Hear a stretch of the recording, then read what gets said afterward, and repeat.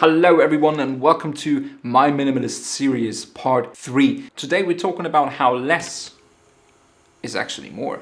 As I live in a 32 square meter one-room apartment, the space I have is limited. In order to have as much room as possible, especially in the way of how I feel, I want to have a very small amount of furniture.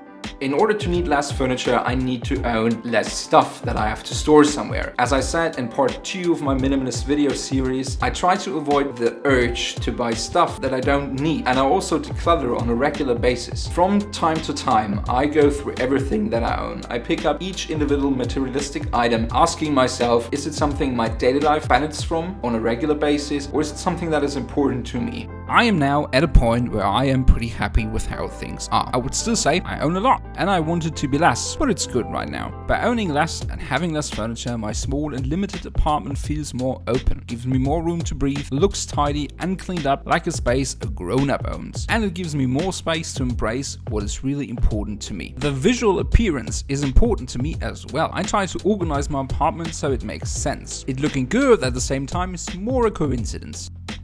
Owning less stuff gives me more room to breathe and to express who I truly am. So I'm in a constant state of wanting to getting rid of even more, just to get a little bit closer to what I would say is perfection, even though perfection or perfectionism is nothing that any one of us can ever achieve. The good thing, minimalism is nothing competitive or something where you need to be very fast and quick with. So I never feel stressed or pressed in a certain direction. I choose my pace, I choose what is important to me and what I can get rid of when the time has come. And the same applies to you.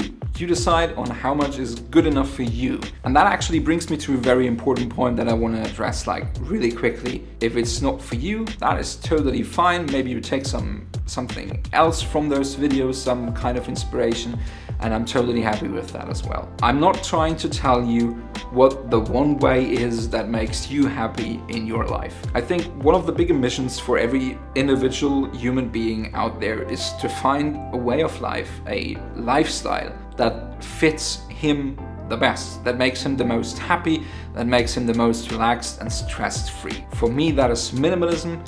Getting rid of the unnecessary, enhance the important. See you next time. Stay safe. COVID is still out there.